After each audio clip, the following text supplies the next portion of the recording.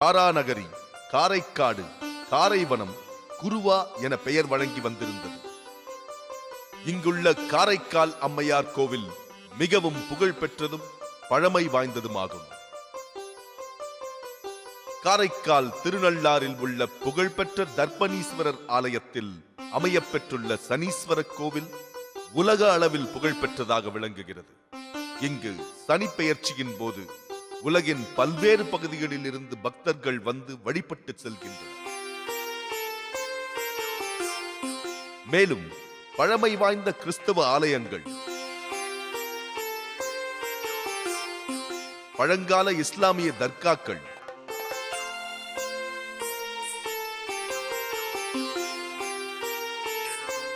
காவேரி ஆற்றின் முகத்துவாரம்,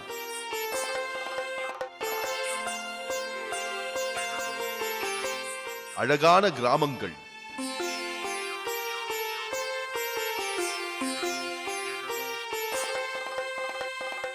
வளமான நீர்நிலைகள்,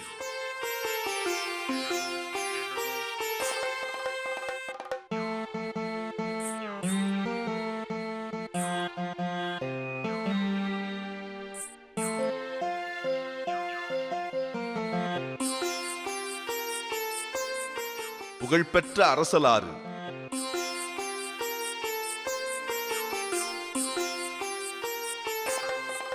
அமைதியான கடற்கரை என காரைக்கால் தனிச்சிறப்புடன் திகழ்கிறது.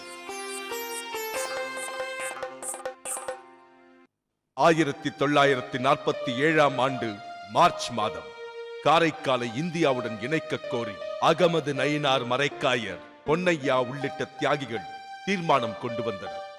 இது போன்று காரைக்கால் விடுதலைக்காக தேசிய காங்கிரஸை சேர்ந்த காந்த ராமானுஜம், லியோன் சேன் ராணி, நாகராஜன், ரங்கசாமி பிள்ளை உள்ளிட்ட பல தியாகிகள் அரும்பாடுபட்டனர். மையழி என்னும் மாகி வரலாறு. ஒரு புறம் கடலாலும் மற்றொரு புறம் குன்றுகளாலும் நதியாலும் சூழப்பட்ட சிற்றூரே மாகியாகும். இந்தியாவின் மேற்கு கடற்கரையில் கேரள மாநிலத்தில் அமைந்துள்ள மாகியின் பழைய பெயர் மையழி என்பதாகும். மையழி என்று வழங்குவதற்கு முன்பாக மையிலக்கரை என்றும் இவ்வூர் பெயர் வழங்கி வந்திருந்தது. வடகரா பகுதியை ஆண்டு வந்த பையனூர் மன்னரிடமிருந்து கிபி 1721 ஆண்ட்ரூ மொலாண்டன் என்னும் பிரெஞ்சுக்காரர் மாகி ஆற்றுக்கு அருகே ஒரு கோட்டை கட்டிக்கொள்ள அனுமதி பெற்றார். கிபி 1724 இக்கோட்டை கட்டப்பட்டது. கிபி 1725 பையனூர் மன்னனை வற்புறுத்தி ஆங்கிலேயர் பிரெஞ்சியரை மாகியை விட்டு விரட்ட முனைந்தனர். ஆனால் கிபி 1725 டிசம்பரில் புதுச்சேரியிலிருந்து 6 கப்பல்கள் நிறைய பிரெஞ்சு படை வீரர்கள் மாகியை முற்றுகையிட்டு பிரான்சிஸ் மாகி லபூர் தொனே தலைமையில் மாகி பிரெஞ்சியரால் மீட்கப்பட்டது. மையடியை தந்திரமாய் பிரெஞ்சியர் ஆட்சிக்கு கீழ் கொண்டு வந்த மாகி லபூர் தொனேயின் திறமையை நினைவு கொள்ளும் பொருட்டு பிரெஞ்சியர் மையடியை மாஹே என்று பெயர் மாற்றம் செய்தனர். மாஹே ஆங்கிலர் ஆட்சி மாற்றத்தால் மாகி என்றாகியது. மாகேயில் மாகே மகாஜன சபாவை தோற்றுவித்து பிரெஞ்சியருக்கு எதிராக போராடி வெற்றி கொண்ட திரு ஐ.கே. குமரன், திரு கே. கேளப்பன், மேயர் சகாதேவன், திரு பரதன், திரு புருஷோத்தமன் போன்ற தியாகிகள் மாகேயின் விடுதலைக்கு அரும்பாடுபட்டுள்ளனர். ஏனம் வரலாறு. இந்தியாவின் கிழக்கு கடற்கரையில் உள்ள ஆந்திர மாநிலத்தின் கிழக்கு கோதாவரி மாவட்டத்தில் அமைந்துள்ளது ஏனம். ஏனாம் அசோகர் காலத்து கலிங்க நாடு என அறியப்பட்டுள்ளது. விஜயநகர பேரரசு காலத்தில் நிஜாமுதீன் பகுதியில் விஜயநகர கிளை மொழி ஒன்றில் ஏனாம் என்ற சொல் கடற்கரை என்று அறியப்பட்டிருந்தது. சுமார் 30 சதுர கிலோமீட்டர் பரப்புள்ள ஏனாம் கோதாவரி நதியின் கிழக்கு பகுதியில் பாயும் கிளை நதியாலும் கோரிங்கா நதியாலும் சூழப்பட்ட பகுதியாக அமைந்துள்ளது. கோரிங்கா நதியே ஏனாம் நகரினை இரண்டாக பிரித்துள்ளது. இந்தியாவில் பிரெஞ்சியரால் கைப்பற்றப்பட்ட 3வது இடமாக திகழ்கிறது ஏனம் நகரம். புதுச்சேரியின் ஆளுநராக டியூப்ளெக்ஸ் வருவதற்கு சிறிது காலம் முன்பு கிபி 1723 தான் ஏனாம் பிரெஞ்சியர் வசமாயிற்று. அதற்கு முன்னர் ஏனம் ராஜமுந்திரி அரசரின் ஆட்சிக்குட்பட்ட பெத்தாப்பூர் பகுதியில் அடங்கிய ஒரு சிற்றூராகவே இருந்தது. கிபி 1723 பிரெஞ்சு கிழக்கிந்திய நிறுவனம் தனது வணிக அமைப்பை ஏனத்தில் நிறுவியது. பாசன வசதியும் குடிநீர் வசதியும் விடுதலைக்கு பின்னர் மேம்பாடு அடைந்துள்ளது. பிரெஞ்சு கால்வாய் திட்டம் நடைமுறைப்படுத்தப்பட்ட பின்னர் 226 ஹெக்டேருக்கும் மேற்பட்ட நிலம் சாகுபடி செய்யப்பட்டு வருகின்றது. ராஜமுந்திரியில் உள்ள தௌலேஸ்வரர் அணைக்கட்டிலிருந்து கோத்திப்பள்ளி கால்வாய் மூலம் வரும் பாசன நீரும் இப்பகுதி வயலுக்கு பயன்படுத்தப்பட்டு வருகிறது. பிரெஞ்சு தெலுங்கு பண்பாட்டின் நினைவு சின்னமாக இந்தியாவில் ஏனம் திகழ்ந்து வருகின்றது. ஏனாமின் விடுதலைக்காக திரு ஆர். பெத்தலா ரமணி போன்ற தியாகிகள் அரும்பாடுபட்டுள்ளனர். புதுச்சேரி மாநிலத்தில் 86 ஏரிகள், 160 குளங்கள், குட்டைகள் உள்ளன. அழகான நீர்நிலைகளும் காவிரி ஆற்றின் முகத்துவாரம் கொண்ட அரசலாறும் சரித்திர புகழ் வாய்ந்த சங்கராபரணி ஆறும் 8 புண்ணிய நதிகளை உள்ளடக்கி அமைதியாக பாயும் புண்ணிய நதியான கோதாவரி ஆறும் புதுச்சேரியின் செழிப்பிற்கு ஜீவாதாரமாக உள்ளன. இயற்கையின் ஆதர்சன சக்தியாக பெண்ணையாறும் வரலாற்றில் இடம்பெற்றுள்ள வராக நதி என அறியப்படுகின்ற சங்கராபரணி ஆறும் சங்கமிக்கும் ஒரு புண்ணிய பூமியாக புதுச்சேரி திகழ்கிறது. உலக வரலாற்றில் எங்கும் கூற முடியாத ஒரு வரலாற்று உண்மையாக புதுச்சேரியின் நீர் வளத்திற்காக 4 கணிகையர் குலத்து பெண்கள் இங்கு 3 ஏரிகளை உருவாக்கியுள்ளனர். புதுச்சேரியில் உள்ள வரலாற்று சின்னமான ஆயி மண்டபம் என்பது ஆயி என்ற ஒரு கணிகையர் குலத்து பெண் ஒரு ஏரியை உருவாக்கியதற்கு நினைவு சின்னமாக அமைக்கப்பட்டுள்ளது. விஜயநகர மன்னர் கிருஷ்ணதேவராயர் ஆட்சி காலத்தில் அவரது அமைச்சர் அப்பாஜியுடன் புதுச்சேரிக்கு வந்திருந்த போது ஆயிரக்கணக்கான விளக்குகள் எரிந்த ஒரு பகுதியை அவர்கள் பார்த்து அது ஆலயம் என நினைத்து வழிபட்டதாகவும், பின்னர் அது ஆயி என்ற கணிகையர் குலத்து பெண் வசிக்கும் இடம் என்று அறிந்தவுடன் அதற்கு பரிகாரமாக அந்த தவறுக்கு அங்கு ஒரு குளத்தை வெட்டுமாறு மன்னர் ஆயியிடம் கேட்டுக்கொண்டார். மன்னரின் உத்தரவுக்கு இணங்க ஆயி அங்கு ஒரு நீர்நிலையை உருவாக்கினார். இந்த வரலாற்று உண்மையை அறிந்த மன்னர் 3வது நெப்போலியன் ஆயியின் நினைவு சின்னமாக அங்கு ஒரு மண்டபத்தை நிறுவினார். அதுதான் இப்போது ஆயி மண்டபமாக அறியப்படுகிறது. அதுபோன்று பாகூரில் உள்ள பாகூர் ஏரியை வங்காரி, சிங்காரி என்ற 2 கணிகையர் குலத்து சகோதரிகள் உருவாக்கியுள்ளனர். இதனை உறுதிப்படுத்தும் வகையில் ஏரியின் கடைமடை பகுதியில் அவர்களது உருவச் சின்னம் பொறிக்கப்பட்டுள்ளது. இதுபோல இன்னொரு கணிகையர் குலத்து பெண்ணான ஆயியின் தங்கையான ஊசி என்பவர் ஒரு ஏரியை உருவாக்கியுள்ளார். அது இன்று ஊசிட்டேரியாக அறியப்படுகிறது. இதற்கான வரலாற்று ஆதாரங்களும் உள்ளன. இப்போது புதுச்சேரி மாநிலத்தில் தமிழ், தெலுங்கு, மலையாளம் ஆகிய திராவிட மொழிகளுடன் இந்தி மற்றும் பிரெஞ்சு மொழிகளும் பேசப்படுகின்றன.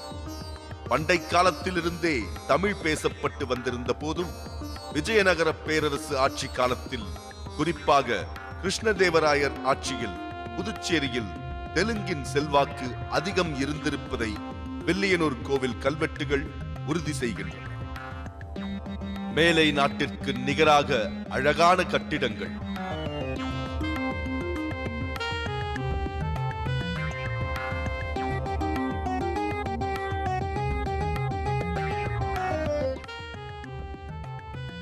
பிரெஞ்சு கலாச்சார சாயல்களுடன் கூடிய தெருக்கள் மற்றும் பழைய கட்டிடங்கள் இப்போதும் புதுச்சேரியில் உள்ளன.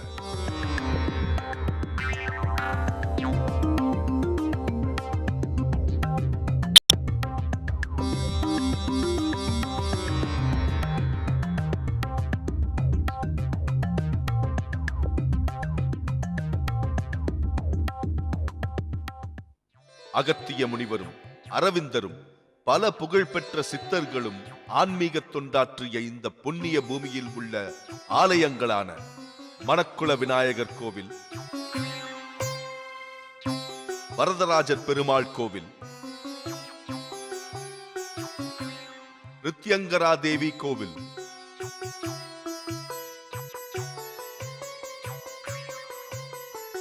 திரு ஆண்டவர் கோவில்,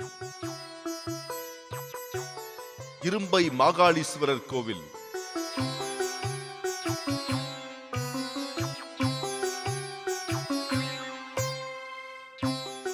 வில்லியனூரில் உள்ள திருக்காமேஸ்வரர் கோவில், புத்துப்பட்டு ஐயனார் போன்ற பாரம்பரியமிக்க பழமையான கோவில்கள் இன்றும் அதன் கம்பீரத்தையும் ஆன்மீக சிறப்பையும் பெற்றுள்ளன.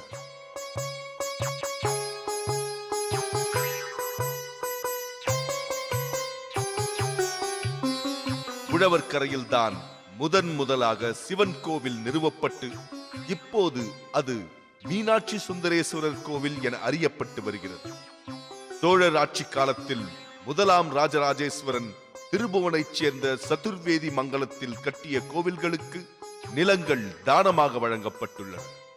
இதிலிருந்து நெல் வருவாய் வருவதற்கு நிலங்களில் மரக்காணி, அரைக்காணி, முந்திரிக்கை, கீழரை போன்ற நெற்பயிர்கள் பயிரிடப்பட்டு அதிலிருந்து வரும் வருவாயை கோவில்களுக்கு செலவிடப்பட்டுள்ளது.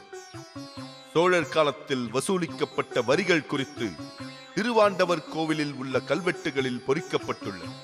அப்போது சூல்வரி, மகமை வரி, காணிக்கை, காட்டிகை, பேரவை, பகையாடிக்கை, நாட்டு விநியோகம், புதுவரி, பாழ்வரி, சில்லறை, பஞ்வாரம் போன்ற வரிகள் வசூலிக்கப்பட்டு அவை கோவில்களின் பரிவர்த்தனைக்கு வழங்கப்பட்டுள்ளது. மண்ணின் பெருமையை கட்டிக்காக்கும் ஐயனார் கோவில்கள், புகழ்பெற்ற சித்தர்களின் பீடங்கள், டச், டேனிஷ், பிரிட்டிஷ், பிரெஞ்சு காலத்தில் கட்டப்பட்ட சிறப்பு வாய்ந்த கட்டிட அலங்காரங்களை பெற்ற கிறிஸ்தவ தேவாலயங்கள்,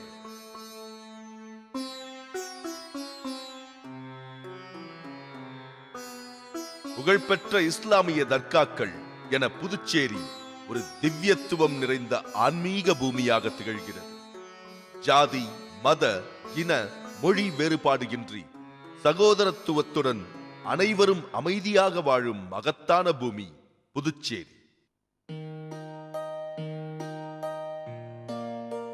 பிரெஞ்சு பண்பாட்டின் தாக்கமும் பிரெஞ்சு புரட்சியின் தாரக மந்திரமான சுதந்திரம், சமத்துவம், சகோதரத்துவம் மூன்றும் புதுச்சேரி மக்களின் மனதில் நீங்காத இடம் பெற்றுவிட்டன.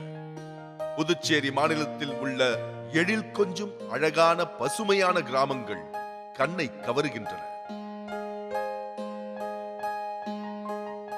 தாமரை புத்த தடாகங்களும் அல்லி மலர்ந்த வளாகங்களும் நிறைந்த நீர்நிலைகள் பார்ப்பவர்களின் உள்ளத்தை கவரும். இத்தனை பெரிய சரித்திரத்தை தனது மடியில் சுமந்து நிற்கும் புதுச்சேரி இன்று உலகில் உள்ள அனைவரையும் கவர்ந்து வருகிறது.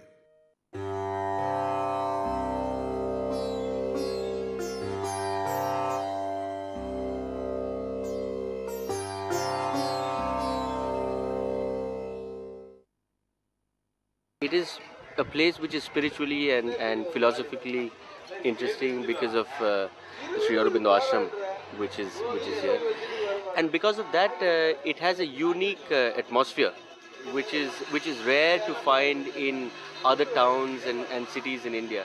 It could become a model town for India. இந்த எழில்மிகு புதுச்சேரியில் உள்ள அரவிந்தா ஆசிரமம், ஆரோவில் போன்ற இடங்களை பார்ப்பதற்காக ஆயிரக்கணக்கான வெளிநாட்டவர்கள் வந்து செல்கின்றனர்.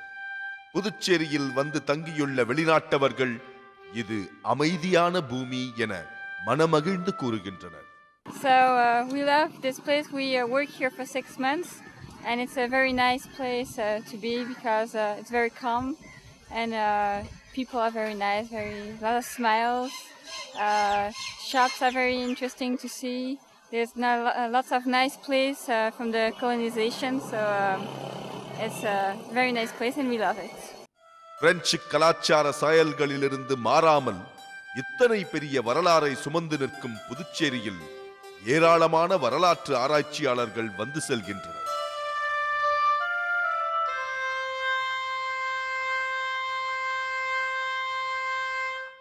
Well, just the construction of them and the beautiful artifacts inside. But the Indian people are very religious, I find. Very religious, very conservative, very religious, but very honest, very nice people, very easy to smile. Everybody, I like everybody. I'm very happy. But I love the architecture and I love the beach here and the promenade down in front. The colonial house is very nice to see. It's nice to see it become one hostel and they keep the monuments. And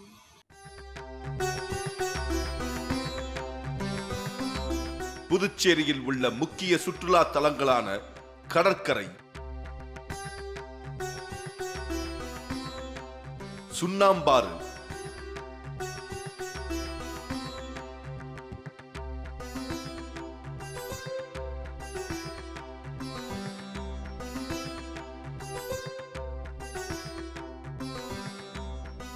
ஊசிட்டேரி,